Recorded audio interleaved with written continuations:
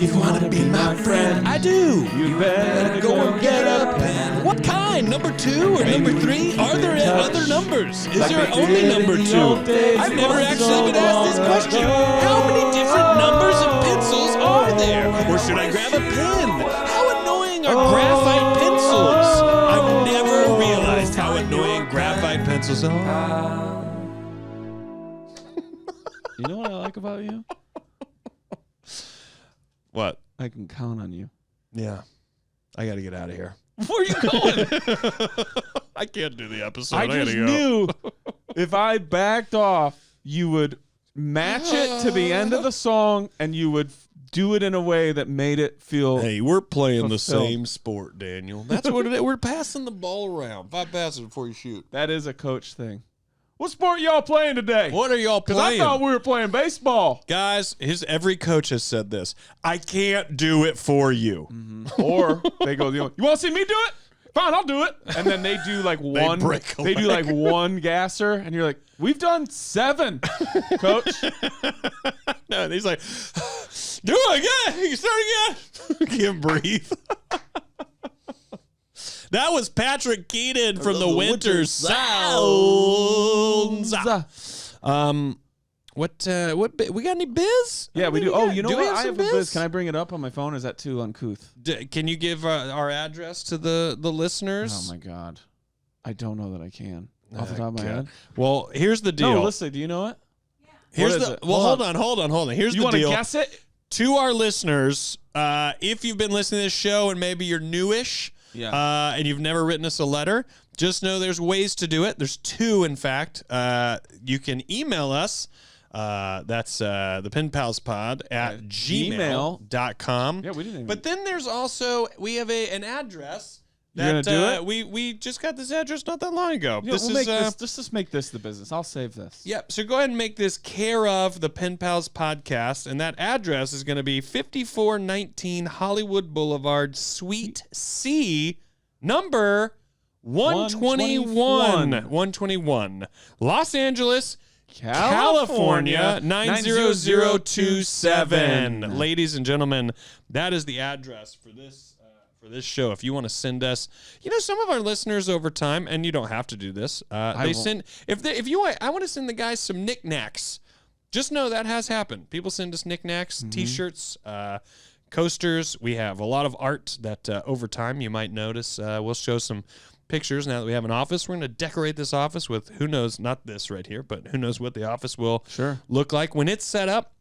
We'll post some pictures on the Instagram to let you guys know that all those letters that you have sent us, that Daniel and I have talked about, have built this show. So we will show you what we decided to do with our abilities to expand the show, and that starts with having this studio that we now have. So thank you guys for listening and being here. That's how you send us letters. And if you want your letter on here, the only way for that to happen is to send us one. You can send us anything. Make sure your handwriting is legible if you write it. And also, don't write us a novel. It's really hard to get novels on this show. So I've had novels that I liked reading, but I was like, well, I can't. It's lengthy. Right. Yeah. So you want to make sure it's a good trimmed down. Listen to an episode and just see how long it took us to read that letter. One of those 2 letters, and that's probably the length you want to aim for. Agreed. Because some people write and they just say, what's your favorite color? And that's doable. Yeah. Don't think that that's not doable. Right. We're not complicated Green. men. You switched? I switched. I thought it was orange. It used to be. I change every Are you, week. this is a bit, or you really did? Are you feeling green? I For change real? all the time. Really? It used to be green. Then I went orange. Could be blue next week. You know what? When I paint, think I've ever you know what I'm really changed. feeling now when I paint? Do you have any idea how fun pink is when you paint? Pink is anything you've put down, you put some pink in there, and you just go, ah. Really? That's what it makes you do. It makes you go, Oh. You think you're going to make your gallery show? I have so many paintings. They're not all good. Are you going to sell them? I don't know. I might sell them. I might sell. You're gonna I put might a see if couple people up want to around buy. here, right? I'm going to put some around here. I'm going to send some to friends and family, and who knows? It's been Jordan's now painting.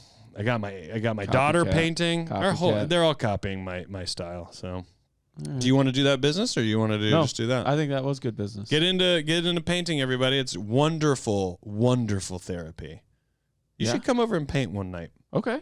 We'll crack some beers. I bet we do that in the next Smoke at least year. Dope, dude. You get nervous. You just start sweating profusely. Because I'm a cop. But you're in a cop's uniform, and I've never put it together. All right, you ready? Let's go to the letters!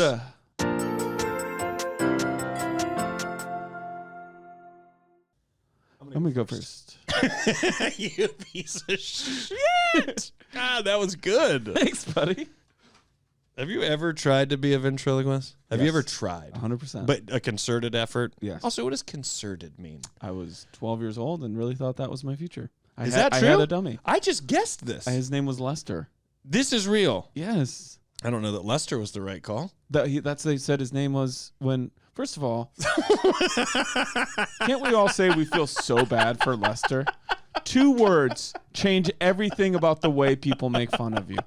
Not your hair, not your nose, not your Velcro shoes. First of all, you were named Lester, and so now you get associated with pedophilia jokes the rest of your life. That is fucked up. No, you start introducing yourself as Les. Is more. Exactly. Right. It is. Less is more better. Yeah, less is more better. I just feel horrible when people do like that. Like, do you ever feel bad for Karens? No, I do a little bit. Fuck, that must have I talked about on this show? Because I had a week of everybody going, "Damn, Daniel," and I was like, "Okay, great." Did you love a meme? Did you? You love a meme. Did we talk about on this show how we should switch out of Karens and it should be Marjorie's? I think so. Because there's less people named Marjorie, but also there's an Marjorie. actual figurehead. When someone says you're being a real Marjorie, you go, boom, I know exactly that. Like when someone says you're being a Karen, it's the idea of an attitude and a behavior. The male version is Ken. It's not a specific person. Oh, I don't know. Is it a Ken? I don't know. I think it is a Ken. And Yeah. I'm like, you obviously have never met Ken Doherty, so you're way wrong if you think Kens are difficult. Yeah. Yeah, I really tried as a youth to be a ventriloquist. How good were you? That was pretty good. Who the fuck said that, dude? Was that you? Yes. Les isn't even here. Lester. No. Hey, how's it going, honey? Here we go. I'm so glad to be here with you and Rory. Dear Dan and Rory. Dear that was Dan and such Rory. a nice letter. Hey, I think that's the right way to say that. I think I see why you stopped doing it. I think I literally see why you stopped doing it. Oh, what am I, some sort of dummy? Hi, my name is Rory Scovel, and this is the best that I can do. How do they hit the V's? How do you hit the V's without moving it up? You're so bad, and I'm good. Hi, Rory Scovel. How are you doing? Right. First of all, the rest of your face is not supposed to die. Well, how am I supposed to know how to do it? Hey, how you doing, guys? You took classes and shit. You went to camp. You went to camp. You think there's classes in Rochelle for ventriloquists? Yes, and my instinct is that they are run by a guy named We don't even have a movie theater. And you think... Rochelle doesn't have a movie theater? It did.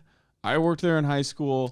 I just said Rochelle didn't have a movie theater, and you gave me the classic, don't get me started. It makes me so sad, man. Remember our episode recently where I talked about how I love going to the movies? And I worked at that movie theater. When Scream... Oh, they did. When Scream 2 came out, I ran through the movie theater dressed as the guy to scare everybody. Okay. I dressed up as Santa once on Christmas night at the movie theater, and the 2 Jews in Rochelle were there. There was no Jews.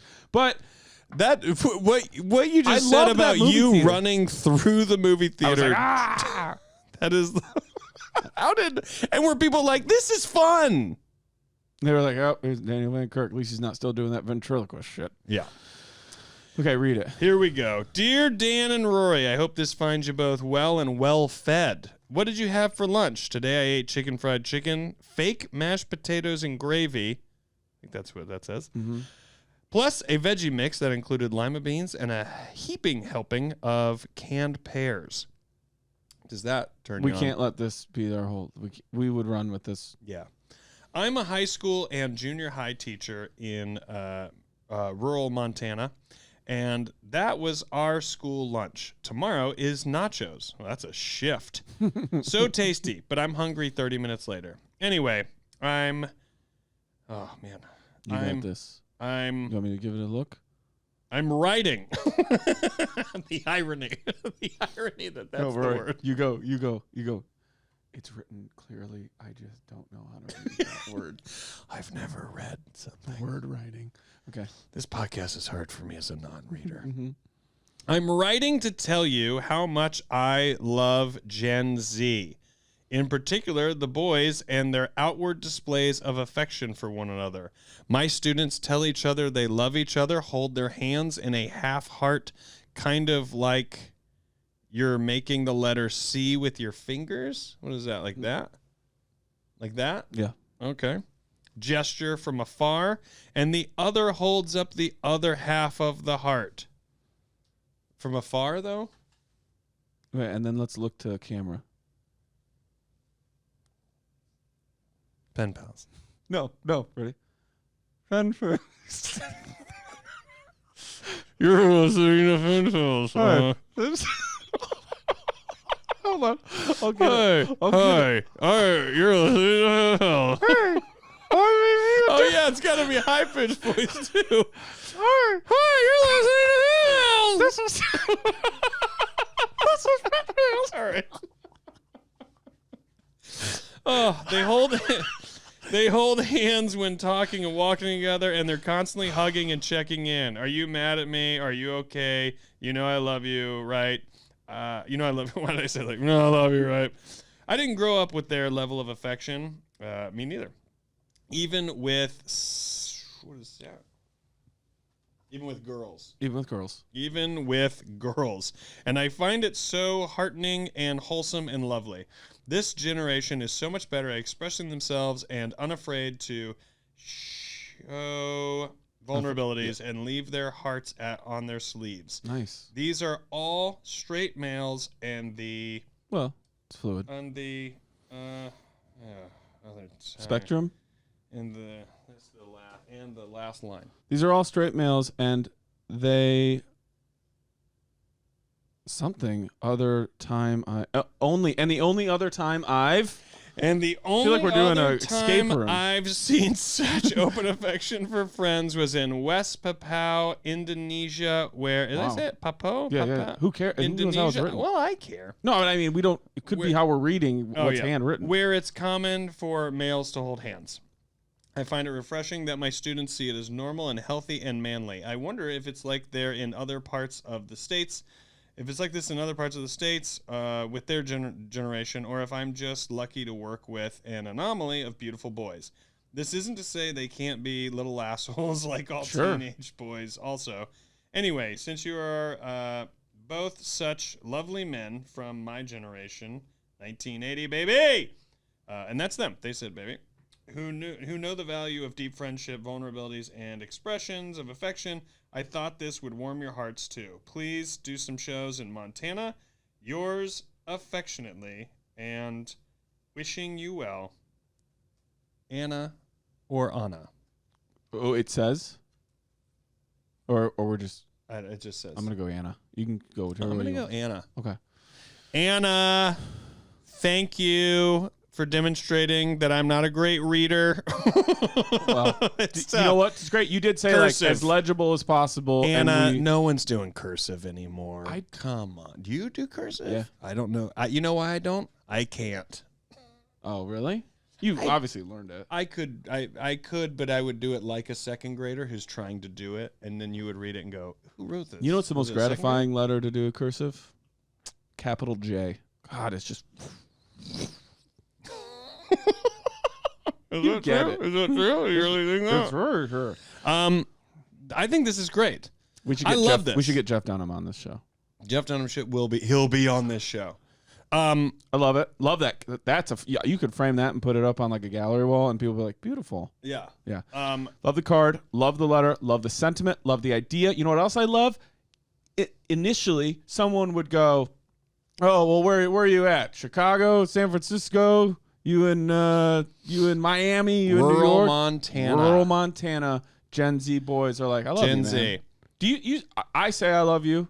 Are you and I love you? I am and I love you. Guy. I'll say I got phone with Brad or Corey, any of those guys from Rochelle. Love you. Well, don't make up people. Use real friends. I got nothing. That's why you became a ventriloquist. Dirk, all of them, you know? So I'm going to love you. Trothniel, all my friends, every single one of my friends. I think this is great. I know that there are like instincts to the male behavior of showing like affection and being affectionate, but I think it's great because I think it's that. And to say that, I think some people's instincts are like, what do you mean holding hands, or what do you mean saying I love you? Even something like, what do you mean asking if someone's okay? Like going back that far. Yeah. But to me, it just shows the change and the evolution of who we are as people, and coming in to understand like, oh yeah, well, you have to, checking in with people and mental health, and like and not having this like, yes, but a man is supposed to be this guarded person who doesn't cry and do all this stuff. I think I would like to believe that a lot of people are coming to realize. And, I don't know how your family raised you, and it isn't that my family told me that's how a man behaves, but society, the same way society as a whole maybe starts to steer young girls into thinking, hey, don't forget, you really got to focus on how you look and try to be appealing and make sure you do this and act this certain way, and this is your role. So start to head towards that. That's what happens with young boys in terms of don't show emotions, be ready to fight. You're a man. You do these things. Like, I would like to believe that people would maybe step into a position to realize that not doing those things isn't a sign of weakness. Right. That feeling the need to behave that way when that's not who you actually are feels like a greater sign of insecurity. Whereas to behave like this and be like, well, no, this is just how I outwardly express myself to people is a very secure way to be. And for a lot of people who, and I can't even imagine the amount of religious people that would be heavily opposed to this kind of behavior. You almost have to ask yourself, what do you think that this type of behavior is even similar in some ways to what Jesus Christ would have done? Also, because do you think Jesus would say I love you to a man and you would go, Jesus? Also, if anything in there makes anyone intone or come back with any sort of sexualization, right? Mm-hmm. Right.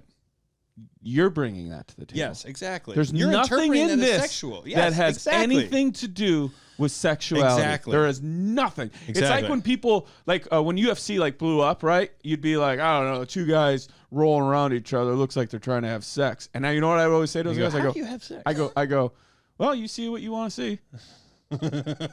What? I'm like, I don't know. You look at two guys fighting, and to you, it's like, man, I bet they're gonna start sucking dick. Like, if that's what you're look, I don't see that, but you're sexualizing it, so I guess you can't help it, right? That's wishful thinking, right? And is it, baby? Is it some repressed wishful thinking? If I were to put on UFC and that started happening, I go, all right, now you got my money, pay-per-view. I like seeing more of a love-making fight than a fight. Too is, you were talking about like the male guarded, and women can be as well. Like, oh, I'm guarded, I'm tough. Yeah. It's like when the best of us as humans pass away, what is one of the things you hear in almost every single one of their wakes or memorials or funerals? This man or this woman cared about everybody. Yeah, exactly. This man or this woman, if you needed something, sometimes such a great they'd point. Call you up and just say, hey, how you doing? Haven't talked to you in a while. They check in with you. And that's how we glorify, rightfully so, the best of us when we pass away. Yeah. So why would you live your life closed off and guarded so that when you do eventually go, no one shows up? Yeah. And the people who do don't have a lot of nice things to say about you. Yeah. It's like this ability to check in. It's, the statement I'm about to say, this social slogan that I'm about to say has been politicized. You can kind of align it with one party or another. Sure. But the thing I hate most about it is it's actually not political, and I hate it. Fuck your feelings. Now, that has been kind of co-opted by a political party, but the problem with it is that sentence in itself is not political. It's cultural. It's sociological. And so the fact that we have this other side of the coin that seems to also kind of be a little bit boomerish and older. Thankfully, it seems that Gen Z is coming around a different corner. Yeah. Where it's like, fuck your feelings. It's like, why? Exactly. Why fuck your feelings? Exactly. Why? Now, there's a line, right? If if you're in a group and you don't like Mexican food and everybody wants to go get Mexican food, well, either maybe you meet up with everybody after dinner. You don't get to dictate because your feeling is different. Yeah. However, there are certain things where it's like, even if you didn't come with us to the Mexican restaurant because you don't like Mexican food, I don't say fuck you for not liking Mexican food. Exactly. Like, I just don't understand. I do, though. Me too. I love Mexican I just don't food. understand the fuck your feelings. Why? I'm not saying my feelings need to change your life, but it's just this whole check-in thing of like, you good? We good? How you feeling, man? Hey, I noticed a little, I just want to make sure we're all right, you know? Yeah. Like, I don't know how more of that hurts. Right. Yeah, I agree. It hurts people who are uncomfortable with it. And Yes. it doesn't actually hurt them. It just makes them uncomfortable. Yeah. And their angle on life is, I never feel uncomfortable. Yeah. We've talked about this a lot. I kind of like feeling uncomfortable. You're supposed I to kinda feel like uncomfortable. learning. You're supposed to be out of your comfort zone. Yes. That's how you learn about What's the yourself. old- You're supposed to become vulnerable. I'm sorry, it's not Dalai Lama, but like a meditative thing or something like that. That's like, that which is most uncomfortable is that which is most required. Did you just come up with that? No. What if I thought that? Yes. Yes, I did. I did. Luster. And it's true, right? The Yes. thing you need to do usually Yes. most in your life or in your relationship or in your work that is most uncomfortable Yes. is probably the thing that is most required. Well, that's what broadens the mind. I mean, if you like traveling to another country, while exciting, is also uncomfortable. Very. It also can be very shocking in different levels. And I mean, Right. like even going somewhere like to an English speaking, and my own experience, like to go into like Ireland to do stand up where Right. they are speaking English. Right. It also has a little element of a shock to it, but Yes. yet you go and you do it and you realize what something is, and it broadens your mind and it changes you to see how other people are. But if you go, well, I just want to be comfortable all the time, I think this is relevant to education now. And when people talk about like books that want to take out of schools, like, well, there should never be anything that makes people feel uncomfortable about factual history. Well, then how can you grow and change as a person? Why would you be someone who's unwilling to accept the truth or unwilling to accept reality? You can't affect anything positively if you keep looking at it delusionally. You have to look at it as it is, and as things as they actually are is the only way you can have a solution or repair or any kind of a relationship. You can't exist in a space of, well, let's pretend something didn't happen, or let's say we don't believe that it happened. Like, no matter what effort you make, and even in this instance, no matter what effort you make to eliminate how people are, you will not win. It's impossible to change things as they are. Even if you decide to rewrite history, you won't be able to change the effects of history. Right. Oh, and that never happened. Doesn't matter. People are here now, and they are the effects of these events. Yeah. And I think that's and this is what makes me feel good about this, is because knowing that for some people, this is their history, this level of compassion and kindness only leads to a better future. So I agree. I love it. And if somebody was like, man or woman, right? I don't like those guys. I don't like those boys holding hands. And then you go, how come? What are they dating? Like, no, they're not dating at all. They're just really good friends. And then you go, do you believe me or do you think I'm lying to you? No, I believe you. I just don't like it. And you're like, okay, but they're just friends, and you've agreed that I'm not lying to you, that they're doing that because they're friends. Maybe they are going to be gay someday. Maybe they're on the spectrum. Whatever, who cares? Currently in the context, they're holding hands because they're friends. Yeah. Like, well, I don't like it. And then go, oh, okay. Well, it doesn't really matter though, right? It doesn't matter. Yeah. That's the reality. Doesn't really matter, it doesn't though, right? matter. It does not matter. Right? Doesn't Someone's really thoughts matter, on it. though. I love this. Celebrate these things. You're celebrating kindness. You're And also, celebrating compassion. Can I say that which is most uncomfortable is that which is most required? Some of you are probably like, Did you just make that up? yes. Okay. Some of you are probably like, anal, and I'll say, I said what I said. I said what I said. That was for you. This is great. This is a great letter, and it feels good to hear stuff like this. So Anna, thank you so much for sharing this, and I hope those nachos were delicious. I know, I'm me too. excited for you and your lunch. That almost derailed a really heartwarming I card. am very proud of us. You did that. Because I even looked at you and I go, how excited do you get about canned pears? I was ready to like steer it right off the road. And you were like, get back on the highway. We're not getting gas yet. We love this so much. Thank you for sharing. Sincerely, your pen pals, Rory Scovel. And Daniel Van Kirk. And we're back. Rory, you have an amendment?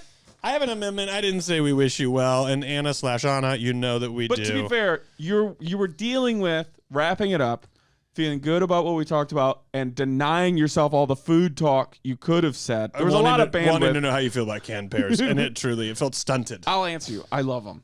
It might be my favorite canned fruit. Is that true? I think so. What do you else go in canned fruit that you love? Pineapple's fine, but you're getting them kanks. I don't know. Growing up, we used to do a lot of the Del Monte. Obviously, dude, Del Monte plant in Rochelle. You probably remember got there'd it always from be like fucking one Rochelle. cherry in there or something. Yeah, what was that? Why was that in there? Peaches. It was always mostly canned pineapple. peaches are fine, but you know when you get the Canned peaches. You know when you Yeah. see this is what happens.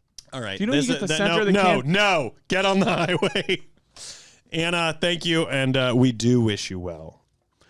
Dear pals, I'm writing this as a follow-up to a letter that I delivered to you behind the Earl after a live pen pals at the Red Clay Comedy Festival in October of 2019. Before the world ended. God, that was a fun time. Later that month, you read the letter as half of the Tour Life and Ring Size episode. I described my love of music and comedy and my desire to connect with artists. You each gave me great advice, and I was able to incorporate into the post-show interactions I had over the following 5 months before it all shut down. I remember that letter. They talked about hanging around, sometimes stealing a set list off the stage. Yeah. We read that like in March or April maybe of 2020. When is what? Hashtag. In that order. You each gave me great advice. They said, I was going to write you about what my life has been like in the absence of live music and comedy, all about the money I had saved on tickets, travel, and bar tabs. So much. That's all been spent on even more merch purchased my Pen Pals tee last week, GoFundMes for struggling independent venues, social justice and political organizations, and various local businesses that need support now more than ever. Good. I love that. Great I love stuff. it. But that's what they were going to write about. But then I scrapped all of that and decided to respond to Mystery in Manhattan. If you're a paler, you definitely know. If you're catching up, you might have just heard. Yeah. Remember that Yes. Airbnb? Yes. That was live, right? I can't Weekend of remember. Tuxes? I can't remember. I think it was live Weekend of Tuxes Part 2. with Jacobs. Yeah, maybe it was Part 1 then. I don't Davy remember. But I think we J. did it live. Davy J. It might have been Dallas Comedy Have Festival. we ever called him Davy J? No, I might change it to Davy J. that's the oddest. Davy J. Davy J. I like it. That could be your ventriloquist. Jacobs. Okay, ready? Davy J. I scrapped all that, decided to respond to Mystery in Manhattan, which was my first episode of Pen Pals. Now, technically, this could have, I suppose, been a Patreon, but it's its own story, so I liked it. And also, if you enjoy hearing follow-ups, that's what the Patreon is. Hey, Every week. consider this a sneak peek into the Patreon. My first episode of Pen Pals, that was the one they read. You see, me and my girlfriend Tracy had our own Mystery in Atlanta when we attended Red Clay Comedy Festival that year. When we arrived at our Airbnb, we were informed that we needed to wait for the owner, who was across town for a family emergency. This is the same letter. We have hearts and are easygoing folks. No biggie. We found a good parking spot where we could see the entrance to the apartment building, changed clothes in the car, unpacked the cooler, and tailgated for the next 30 minutes. Now, you're in a good relationship You're having or fun. friendship. You're having If you're fun. spontaneous Yeah, tailgating. you're having fun, dude. Not an outrageous length of time, but we had already arrived 1.5 hours after the original check-in time, so they should have been able to get in. Yeah. We received a text stating that the apartment was ready. During that 30-minute period, we saw people exit the building, but no one entered. We get inside, and there is a stripper pole in the living room, not advertised on the site, but not a deal breaker. To which I would go, you got something extra. You didn't get charged for that. I'm not going to lie. If that's me and Jordan, I go, why don't you try it? See if you like it. I would try it. Oh, I would try it for sure. And I bet I I would would be probably way hurt better myself. than everyone thinks. But I would go, let's pretend I'm a disgruntled businessman and you're a stripper, and let's role play. And that's what we would do. Yeah. And then I mean, well, it's what I would do. She Right. would go to bed. cool, I'm going to bed. Yeah, that's what I planned. Cool, you can do your make 'em up, so I'm going to go to get some sleep. All right, I'm going to go jerk off onto the stripper pole. See if it smells. Okay. There's a stripper pole. There are ashes on the countertop. Not great.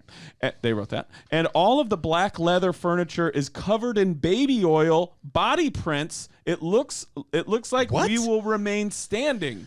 Oh, the sofa? Yes, had baby oil and body prints all over it. Oh my God. I know. The fridge is fully stocked with half-eaten leftovers and juice containers with 3 sips left in each. Somebody did Molly. The sign on the fridge reads, "Help yourself." We fought this temptation and headed out to dinner before the first show. Fought this temptation. I bet that was a long battle. All of the venues for the festival were walking distance from the apartment until the sun went down. We could barely sleep that night as the security system randomly beeped the way one does when an exterior door is opened all night long. Nothing to be nervous about when you're staying in a stranger's home and have no idea who else has free access to the space. After our stay, I voiced these concerns to the owner in a private message to no response.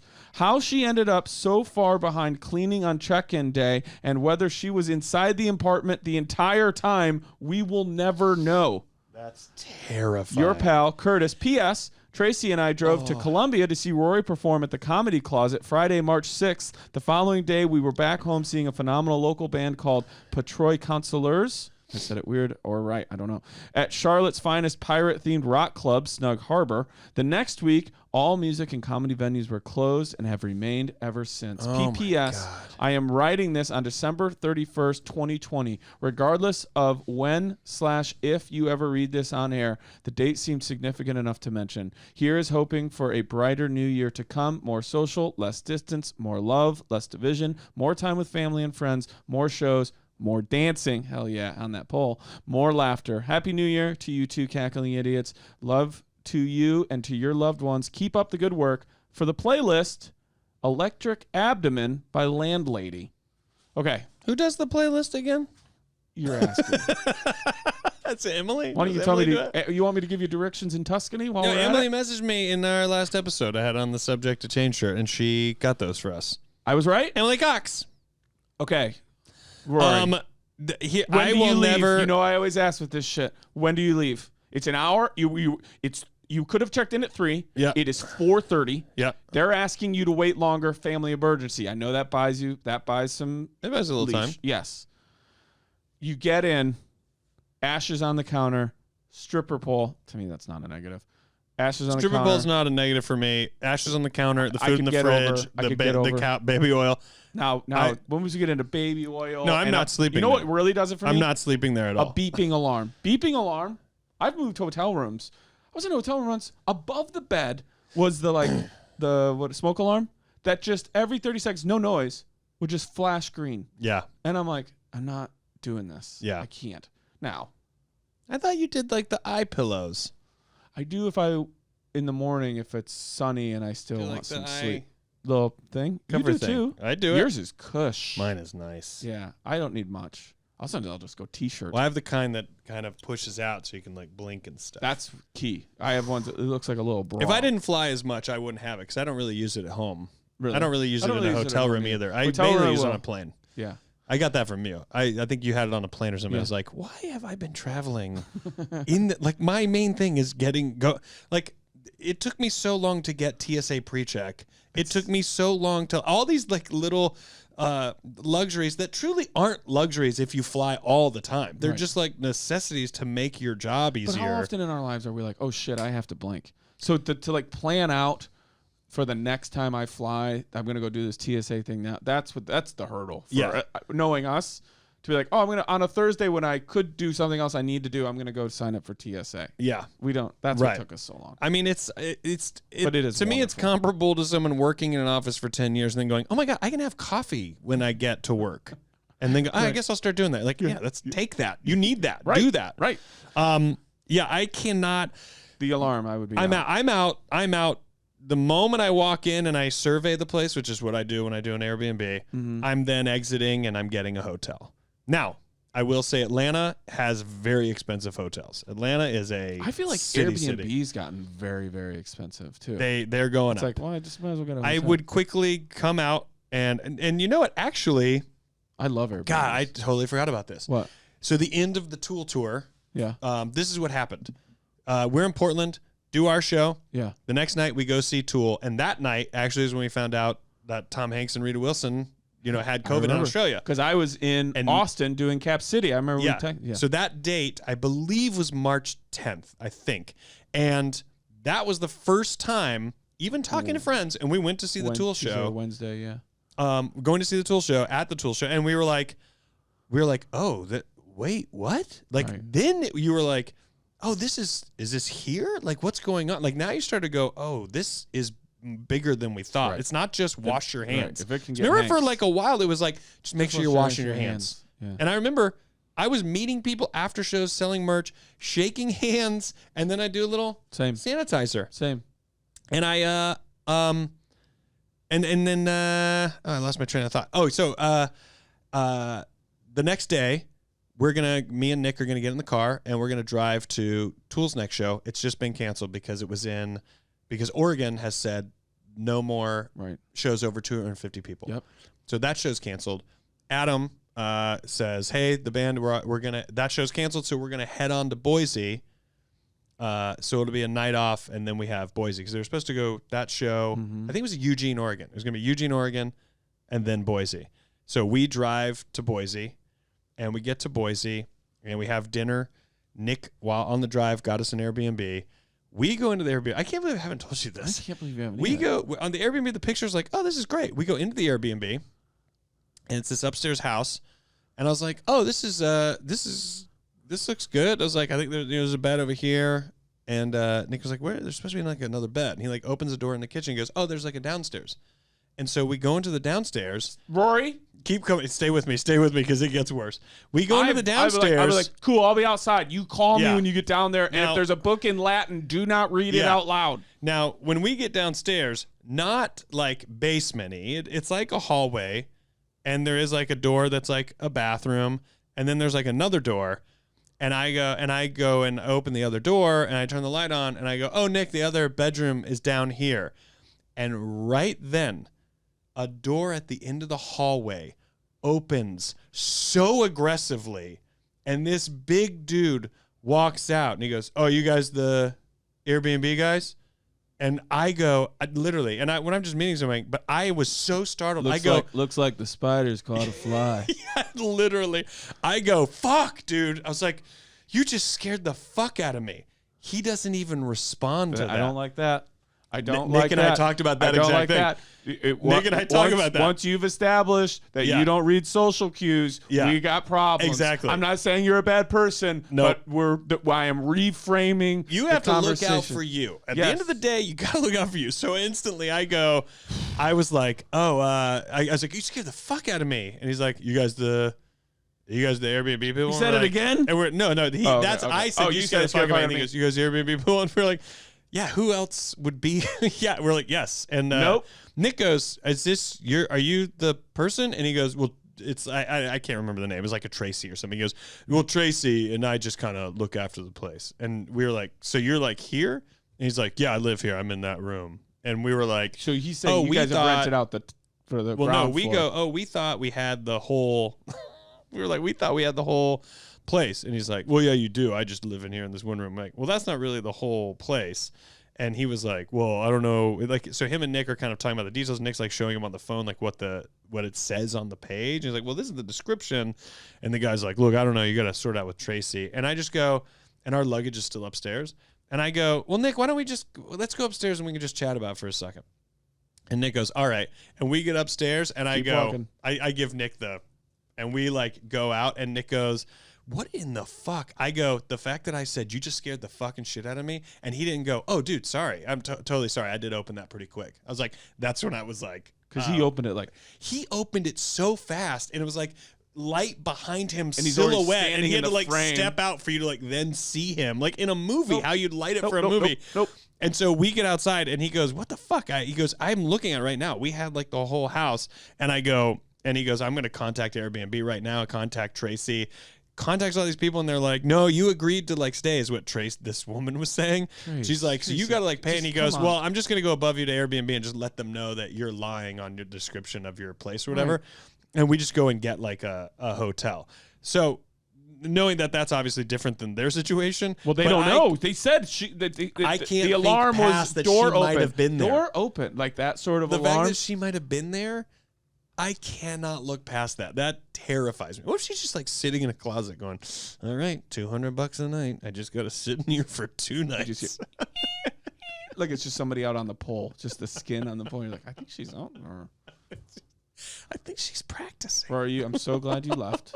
I'm so glad you left. I've completely forgotten about that. But then I went and got us a hotel room, and then the next day Adam was like, the tour's canceled, everybody's heading home. And so Nick and I just went and bought a flight and flew back to LA.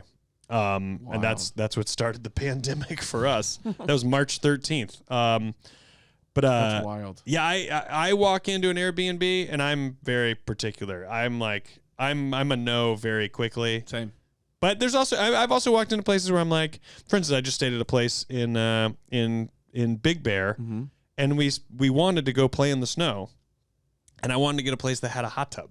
So I was like, oh, I want to be in the hot tub in the snow. Same. I was like, Elliot will be out there, but also when she goes to bed, Jordan and I can hang out in the hot tub, whatever. And so we get there. Jordan will go to bed. Can't check in until 4 o'clock. I know. And they go, and I'm reading the book, and I go, it says, oh, the hot tub takes 6 hours to heat up, and you have to be out of it by 10. And so I'm like, so then on the first night, you can't even use the hot tub? Like, that makes no sense. Like, I paid for it. Yeah. But this was an instance where it's like, we're already here. We're in Big Bear. Right. There's nowhere to go. There's no change to be made. So we ended up just staying. But like stuff like that, I can like look past and maybe write a private letter and just go, hey, that's my one. In fact, I haven't even messaged that person yet. This was recently. I haven't messaged that person yet, but I'm gonna message him to go, hey, just so you know, for the first night in staying in your place, someone can't use the hot tub, which means you should take some money off. And I'm not saying you got to reimburse me. You can if you want to, but it shouldn't say check in at 4, 6 hours to heat up. Got to be out of it by 10. Wouldn't you love if they go, oh my God, you're right. Yeah. Oh my God, you're right. Oh my God, you're right. Let me send you $50. Right. Or just be like, we never even thought of it that way. Wouldn't that be nice? Yeah. They won't. Most people would be like, yeah. I mean, that's the one thing I'll say before this is be okay with admitting it isn't okay. Right? Sometimes you just got to go, well, this didn't work out, babe. Yeah. Like we tailgated. We were forgiving. It just didn't work out. Yeah. And the other thing is if you have a complaint, just as a friend, you can take it or leave it.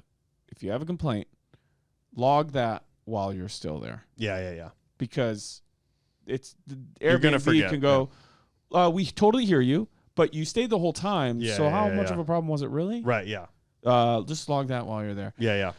Man, I love this. I love what we talked about. I love Great letter. That fucking story. So I wish terrifying. you told more stories on stage because I'd be begging you to tell that story on stage. I'm not gonna lie. I know that we talk about you guys sending us letters and stuff, but we've gotten 2 that are like this, that are sort of like Airbnb nightmarish type stories. I'm not gonna say we're gonna read them all the time, but if you have one that lives in that world, send us those stories because I am so intrigued by them.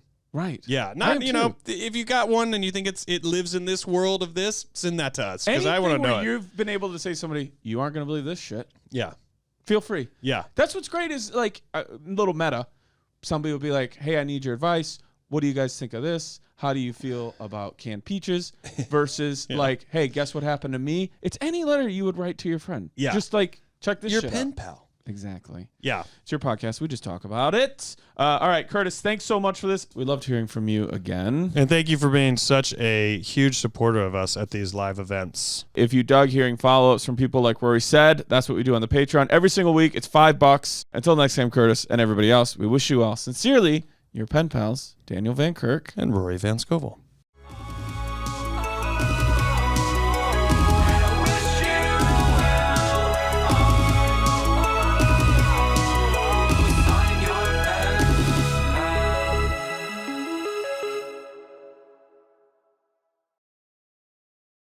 Did I say we wish you well just now? Nope. I didn't think I did. Do it on this side when we come back.